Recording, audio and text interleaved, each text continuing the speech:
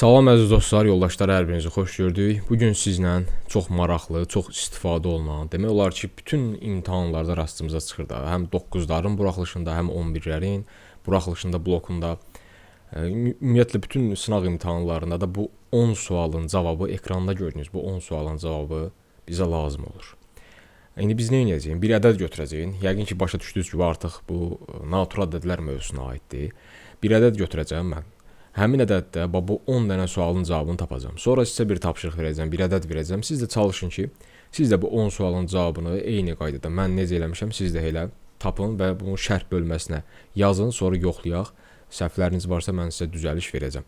Ya bununla da öyrənək, bu məsələni bağlayaq da. Mənim məqsədim odur ki, bu cür suallar həmişə rastımıza çıxır. Şagirdlər də bəzən bunları qarışdırırlar bir-birindən və yaxud bəzilərini bilirlər, bəzilərini yaxşı bilmirlər. Ona görə istəyirəm ki, bu tam möhkəmləndirək. Bu 10 dənə bilsəz, demək olar ki, imtahanlarda sizə heç bir çətinlik olmayacaq. Amma suallara keçməzdən əvvəl isə qeyd edeyim ki, onlayn dərslərlə bağlı ekranda gördüyünüz nömrə ilə əlaqə saxlaya bilərsiniz. Xüsusən də 9-cu siniflər üçün qeydiyyatımız artıq başlayıb. Sentyabrın əvvəlindən 9-cu siniflərlə tam sürətlə dərslərə başlayırıq. Bax, elə bu videonun əsas məqsədi də elə sıfırdan izah eləməkdir. Yəni 9-cu sinifdən izah eləməkdir. Yəqin ki, 11-ci sinifdə oxuyanların çoxu bunları bilirlər, amma inanmıram hamısını bilsinlər. 3-4 dənə yəqin bilmədikləri olacaq. Amma 9-cu siniflər bunu mütləq sıfırdan indidən öyrənməlidir. Ona görə 9-cu siniflər əgər sentyabrdan bizlə başlamaq istəyirsə, ekranda gördükləri bu nömrə ilə əlaqə saxlayıb məndən məlumat ala bilərlər. Sizə qalır videonu bəyənmək, dostlarınızla paylaşmaq. Artıq yavaş-yavaş tədris ili başlayır. Yeni tədris ilimizdə xeyirli olsun. 2026-2027 tədris ilində hər birinizə uğurlar. İnşallah hamı istədiyi nəticəni sonunda toplamış olar. Başlayaq, vaxt itirmədən keçək tapşırığımıza. Məsəl üçün, bax, mən bir ədəd seçirəm, olsun ədədimiz 120. İndi mən 120 ədədinin tapacam həm sadə vurğularının sayını, həm müxtəlif sadə vurğuların sayını. Yəni bu ekranda gördüyünüz 10 dənə sualın hamısının cavabını tapacağım. Sırf 120 ədədi üçün. Bundan sonra sizə bir ədəd verəcəm, siz də həmən ədəd üçün taparsınız. Başlayırıq. Nə etmək lazımdır? Bu sualların hər birinin cavabını tapmaq üçün əvvəlcə mütləq qaydada 120-ni sadə vurğularına ayırmaq lazımdır. Başlayırıq. 120-ni necə ayırırıq? 120 yazdıq. Sağından bir düz xətt çəkirik. 120-nin bölündüyü ilk sadə ədəd 2-dir. 120-ni 2-yə böləndə 60. Bir dənə də 2-yə bölürük. 30, yenə 2-yə bölünür. 15, 15 artıq 2-yə bölünmür. Növbəti sadə ədəd 3-dür, ona görə 3-ə bölürük. 5, 5 isə sadəcə 5-ə bölünür. 1. İndi 120-ni sadə vurğulara ayırdıq. Sonra nə edirik? İkinci mərhələdə 120-ni göstəririk bu sadə vurğuların hasili şəklində. Yəni, baxın, 2-dən neçə dənə oldu? 3 dənə, ona görə yazırıq 2 üstü 3. Vurulsun 3-dən 1 dənə oldu. Üstündə 1 yazmaq da olar, yazmamaq da. Mən hər ehtimala 1 yazıram. 5-dən də 1 dənə oldu, 5 üstü 1 yazıram. Bax, bu oldu 120-nin sadə vurğuların hasili şəklində göstərilməsi. Bax, bu ikinci də çox vacibdir. İndi hər bir sualına cavab mən qarşısından yazacağam. Baxın, birinci sualımız sadə vurğuların sayısı. Uşaqlar, sadə vurğuların sayını hər ikisindən tapa bilərik. Məsələn, bu cür vəziyyətdə tapmaq istəsək, sadə vurğular, baxın, bu sağ tərəfdə yazdığımız ədədlərdir. Hər birini sayırıq, 5 dənə sadə vurğu var. Yəni, cavaba da yazırıq 5. İkinci forma, buradan seçsəydik, necə seçərdik? Qüvvətləri toplamaqla, baxın, 3, 1, 1, neçədən eləyir? 3 üstə gəl, 1 üstə gəl, 1, eləyir 5 dənə. Deməli, 120-nin neçə dənə sadə vurğu var? 5 dənə sadə vurğu var. Bitdi. Digər hissələri sileyim, yəqin ki, aydın oldu sizə. Deməli, birinci sualın cavabı 5. Getdi ikinci sualın cavabına. Müxtəlif sadə vurğuların sayı. Sadəcə müxtəlif sözü əlavə olunur. Yəqin ki, müxtəlif sözün mənasını dərk edirik. Artıq eyniləri saymırıq. Bax, 2-ni bir dəfə sayırıq da. Bu birisi 2-lər sayılmır. Müxtəlif lazımdır. 3, 5. Görsünüz neçə dənə oldu? 1, 2, 3 dənə. Deməli, müxtəlif sadə vurğuların sayı 3. İkinci hissədən seçsəydik, baxın, belə bunlar özü müxtəlif sadə vurğulardır. Yenə 1, 2, 3 dənə. Kimlərdir? 2-dir, 3-dür və 5-dir. Soruşsaydılar. Bu da bu sualın cavabı. Yenə arxaya qayıtmıram, amma sadə bölənlərin sayı. Keçdik 3-cü suala. Sadə bölən uşaqlar elə müxtəlif sadə vurğularla eyni qaydada tapılır. Yəni, bu 2 ilə 3 bir-birinə bərabərdir. Eyni qaydada tapılır. Yəni, burada da cavab 3-dür. Sonra 4-cü artıq bu maraqlıdır. Natural bölənlərin sayı. Buna yazıram, natural bölənlərin sayı. Necə tapılır? Natural bölənlərin sayı tapmaq üçün mütləq onu bu formaya gətirmək lazımdır. Bax, ədədi ikinci formaya gətirmək lazımdır. Bu gətirəndən sonra qüvvətlərin üzərinə 1 əlavə edib bir-birinə vururuq. Baxın, bu qüvvətimiz 3-dür, üzərinə 1 əlavə edirik. Vururuq, digər qüvvətimiz 1-dir, yenə üzərinə 1 əlavə edirik. O birisi qüvvətimiz də 1-dir, üzərinə 1 əlavə edirik. Və bir-birinə bunları vursaq, olacaq 4 vur 2 vur 2, yəni 16 dənə. Deməli, natural bölənlərin sayı 16 dənədir. Yəni 120 16 dənə natural ədədə qalıqsız bölünür. Bu o deməkdir uşaqlar. Natural bölən yəni əlavə bir bilmədiyimiz bir şey deyil. 120-nin bölündüyü natural ədədlərdir. Həmin 16 dənə ədədi istəsəz, keyfiniz istəsə buradan yaza bilərəm. 120 hansı natural ədədlərə bölünür? 1-ə, 2-ə, 3-ə, 4-ə, 5-ə, 6-ya bölünür, 8-ə, 10-a, 12-yə, 15-ə bölünür. Sonra 20-yə bölünür. Sonra neçəyə bölünür? 24-ə də bölünür, 30-a da bölünür, 40-a da bölünür, 60-a da bölünür, 120-nin özünə də bölünür. Neçədən oldu? Bura kimi 1, 2, 3, 4, 5, 6, 7, 8, 9, 10, 11, 12, 13, 14, 15, 16 dənə. Görürsünüz uşaqlar. 120-nin bölündüyü natural ədədlər 16 dənədir. Belə bir sahib tapmaq da olar.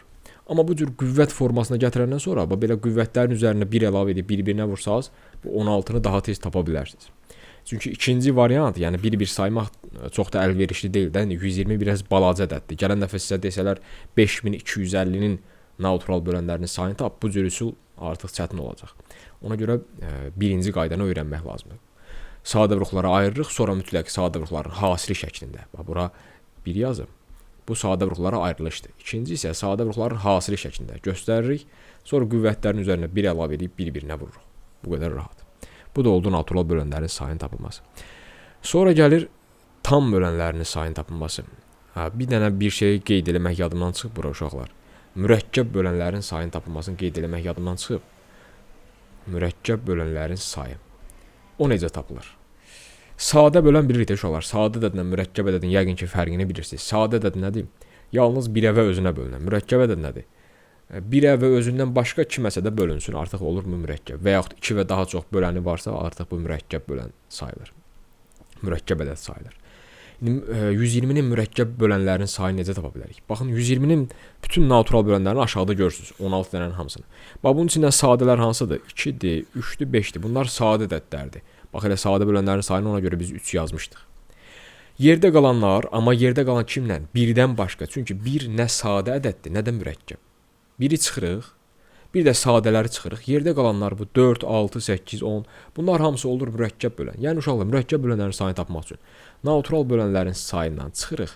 Sadə bölənlərin sayını SB yazıram, sadə bölən. Bir də çıxırıq kimi, bir də 1-i çıxırıq.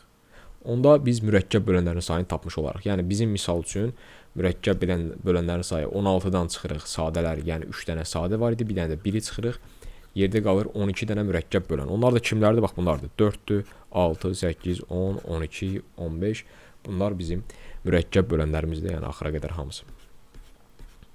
12 dənə mürəkkəb bölənimiz. Sonra gəldik tam bölənlərin sayına. 5-ci. Aslında 5-ci mürəkkəb bölən olmalıdır. Orada bir balaca qarışdırmışam, eybi yox. Tək bölənlərin sayı. Uşaqlar, natural ədəd bildik ki, 2 yerə bölünür də, həm də tək, cüt. İndi bəs tək bölənlərin sayını necə tapmaq lazımdır? Bax, bu da çox maraqlı hissədir. Bax, buraları silirəm. Daha doğrusu tək yox, mən əvvəlcə tam bölənlərin sayını tapmalı idim, üzr istəyirəm, qarışdırdım. Tam bölənlərin sayı çox asanlıqla tapılır, tam bölənlərin sayı. Tam nə deməkdir? Yəni 120-nin bölündüyü tam ədədlər. Bəs tam ədədlərin tərifi nədir? Naturallar 0, bir də onların əksi. İndi 0 burada bölən kimi sayılmadığına görə biz naturallar, bir də onların əksini götürürük tam bölən deyəndə. Yəni 16 dənə natural var, bir də 16 dənə bunun əksi var. Yəni 120 bölünür 1-ə, 2-yə, 3-ə, 4-ə, 5-ə, həm də bölünür -1-ə, -2-ə, -3-ə, -4-ə. Yəni 16 dənə natural bölən varsa, onda bunu 2-yə vururuq. Deməli, tam bölənlərin sayı deməli 32 dənədir. Deməli, 5-cidə də tam bölənlərin sayı oldu 32. İndi gəldik maraqlıya tək bölənlərin sayına. Bu tam bölənləri də silim, qarışdırmayaq. Natural da hələlik silirəm. İndi tapırıq tək bölənlərin sayı. Tək B-si. Necə tapılır uşaqlar? Bizə lazımdır tək bölənlər. Bax, bir aşağıda biz sahib tək bölənləri tapa bilərik. Aşağıda tək ədədlər kimdir? 1-dir, 3-dür, 5-dir, 15-dir. Buradan saya bilərik ki, 4 dənə tək böləni var. Amma dediyim kimi bütün ədədləri bu cür yazmaq əlverişli olmur da. Biz bu iki formadan, birinci və ikinci formadan tək bölənlərin sayını necə tapa bilərik? Uşaqlar yenə hasil formasına baxırıq ikinci formaya. Orada cüt görürük ki 2 var. O cütün üstündən xətt çəkirik. Cüt getdi, bizə ancaq tək bölənlərin sayı lazımdır. Ona görə qaldı 3 və 5, yəni tək bölənlər. İndi ondan sonra yenə qüvvətlərin üzərinə 1 əlavə edib bir-birinə vururuq. Bizdə də bunların qüvvəti elə 1 idi. Biz də onların üzərinə 1 əlavə edirik. Təzədən yenə bir-birinə vururuq. Yəni natural bölən sayı kimi tapırıq. Bu da eləyir 2 vur 2. Yəni 4 dənə deməli tək böləni var imiş. Bəs yaxşı, 4 dənə tək bölən olursa cüt bölənlərin sayını necə tapasan? Cüt bölənlərin sayı çox rahat. Cüt bölən sayı. Yenə natural bölənlərin neçə dənə idi uşaqlar? 16 dənə idi. Əgər 16 dənədən 4 dənəsi tək bölən olursa, çıxıram 4 dənənin, yerdə qalan deməli 12 dənəsi cüt böləndir. Aşağıda saya bilərsiniz. Bax, cütlər 12 dənədir. Mənə inanmırsınızsa say. Deməli, cüt bölənlərin sayı da çox rahatlıqla tapılır, 12 dənə. İndi gəldik son 3 dənəyə. Bunlar çox az istifadə olunsa da, amma vacibdir. Çətin, xüsusilə 11-ci siniflərdə buraxılış və bloka hazırlaşanlara bunlar lazımdır. Ədəddən kiçik və onunla qarşılıqlı sadə olanların sayı. Yəni bizə lazımdır 120-dən kiçik və onunla qarşılıqlı sadə. Bunu da bir-bir yazmaq olar uşaqlar, amma çox vaxt aparar da. Məsəl üçün 120-dən kiçik, 120 ilə qarşılıqlı sadə kim var? 1 var, çünki 1 bütün ədədlərlə qarşılıqlı sadədir. Sonra 7 var, 7 ilə 120 ortaq böləni yoxdur, qarşılıqlı sadədir. Sonra 11 var, 13 var. Bir-bir yazıb tapa bilərik. Amma o məntiqli deyil axı. Daha qısa nəsə olmalıdır. Bunu da necə tapırıq? 120-dən kiçik, ondan qarşılıqlı sadə. 120 vurulsun, 1 çıxılsın. Bax, indi burada bir balaca bunu təzədən yazım. Səliqəsiz olmasın. Sadə vuruqların hasili şəklində göstərmişdik 120-ni. 2 üstü 3 vurulsun, 3 üstü 1, 5 üstü 1. Hə, indi tapırıq biz ədəddən kiçik, onunla qarşılıqlı sadə. Nə edirik? 120-nin özünü, yəni ədədimizin özünü vururuq, 1 çıxılsın, 1 bölünsün. Bax, buradakı sadə bölənimizin birincisi 2, vurulsun, 1 çıxılsın, 1 bölünsün. Növbəti sadə bölən 3, bir dənə də 1 çıxılsın, 1 bölünsün, sonuncusu 5. İndi burada 3 dənə idi, 4 dənə olsa 4 dənə yazmaq lazımdır. Elə ola bilər ki 2 dənə olsun. Elə ola bilər 1 dənə olsun, fərqi yoxdur. Eyni qaydada yazılır. İndi bunu da hesablayırıq. 120 vurulsun, 1-dən 2-də 1 çıxanda elə 2-də 1 qalır. 1-dən 3-də 1 çıxanda 3-də 2 qalır. 1-dən 5-də 1 çıxanda da 5-də 4 qalır. Deməli, aşağıda 2, 3, 5 hasil 30 eləyir. 120-ni həmən aşağıdakı 30-a bölsək 4 qalar. 4-ü də yuxarıdakı 1-ə, 2-yə, 4-ə vursaq o da 32 eləyir. Deməli, 120-dən kiçik, onunla qarşılıqlı sadə olanların sayı 12 dənədir. Sizə bir maraqlı fakta deyim ki, adi onluq kəsirlər dərsində belə bir sual da verir. Deyir, məxrəci 120 olan, ixtisar olunmayan düzgün kəsirlərin sayını tap. Məxrəci 120 olan, ixtisar olunmayan. Uşaqlar, məntiq eynidir. İxtisar olunmaması üçün gərək sürətlə məxrəc qarşılıqlı sadə olsun. Yəni, məxrəc 120-dirsə, onda sürətdə 120 ilə qarşılıqlı sadə olan bir ədəd olmalıdır. Yəni, bu eyni qayda ilə tapılır. Bax, onunla qarşılıqlı sadə olan sayı. Yəni, yenə də əgər elə soruşsaydı ki, məxrəci 120 və 120-dən, daha doğrusu məxrəci 120 ixtisar olunmayan kəsirlərin sayı, yenə eyni qayda ilə, bax, bu üsulla tapılır. İxtisar olunanların sayını soruşsa, biz bilirik ki, məxrəci 120 olan 119 dənə düzgün kəsir var. 119 dənə düzgün kəsirdən tutaq ki, tapdıq ki, bayaq 32 dənəsi ixtisar olunmayandır. Onda 32 dənə çıxırıq, yerdə qalan 87 dənəsi deməli ixtisar olunan olur. Bu da belə maraqlı bir məlumat. Keçdik son 2 dənəyə. Son 2 dənəsi də çox maraqlıdır. Əsas da bu 9-cu. Bax, 9-cu da deyir ki, x-ə bölünən natural bölənlər sayı. Mən niyə burada x yazmışam? Çünki əvvəlcədən seçdiyim ədəd məlum deyil axı. 120-ni mən sonradan seçdim. İndi x-ə bölünən olmasın. 120 aydın ki, görsünüz, sadə bölənləri kimdir? 2, 3, 5. Gəlin, məsəl üçün götürək burada 5-ə bölünən natural bölənlərin sayı.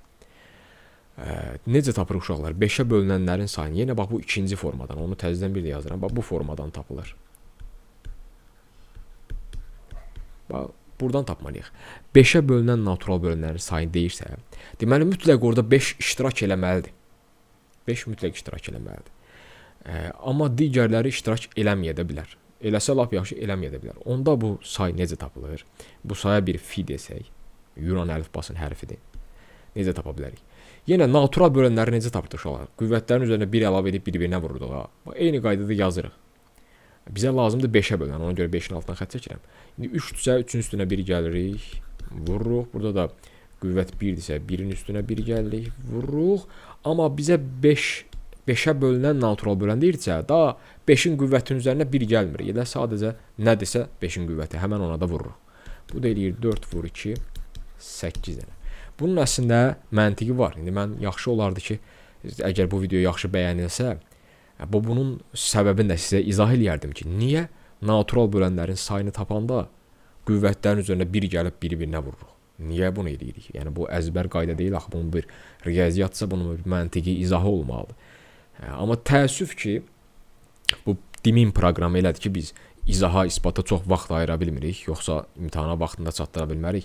Ona görə bəzi şeylərin üstündən sürətli keçirik. Bu da biraz əzbərçiliyə qaçır, amma buna məcburuq. Amma siz bəyənsəz bu videonu, istəsəz ki, müəllim izah edin görüm, niyə natural bölənlərin sayını tapanda qüvvətlərin üzərinə 1 gəlib bir-birinə vurur? Xeyir ola.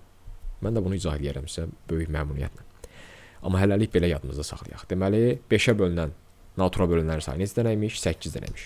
İnanmırsınızsa, aşağıda bütün natural bölənləri görürük. Gəlin sayaq 5-ə bölünənləri. Bax elə birincisi 5-in özü. 10, 15, 20, 30, 40, 60, 120. Neçə dənə oldu?